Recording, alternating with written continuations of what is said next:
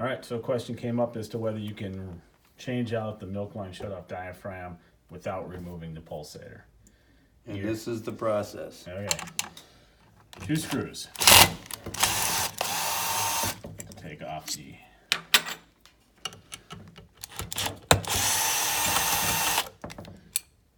all right.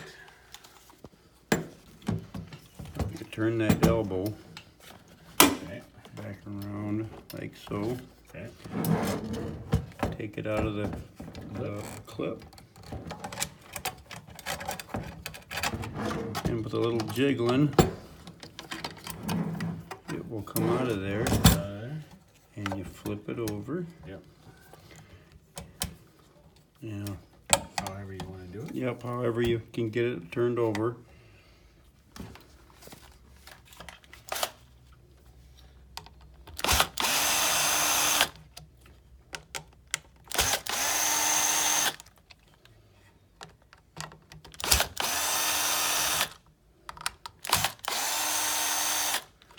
So 6 screws total. So far, yeah.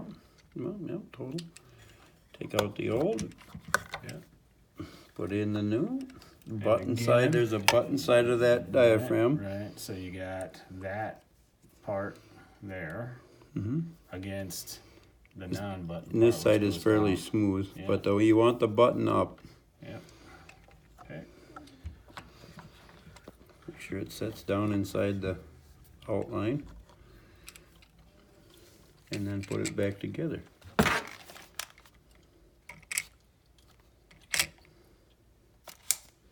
These are don't over tighten, right? Yeah, you don't want to get these crazy tight, but you can put a snug.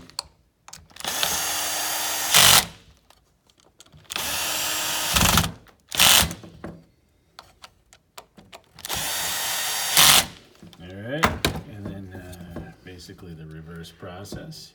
Feed your hose back down through. Can you see in there? Yep.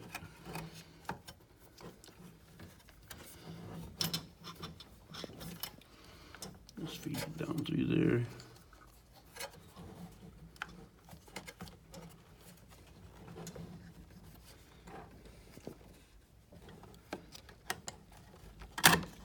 Oh, so it's not moving. Yeah. Clip it back in the milk line shut off clip. Yep. Or full set clip, sorry.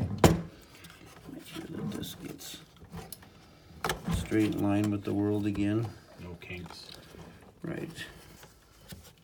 I gotta come up and over. I got kinks. Okay. You gotta straighten that out a bit. That's no There you go. problem. Run her in about Alright. like so. Yeah. And the elbow is facing towards the top of the unit then. When Yeah, you're that's done. ideal. Then you get a nice loop without any kinks in it. Yep, yep, yep. All right. And then put the bracket screws back in. Right.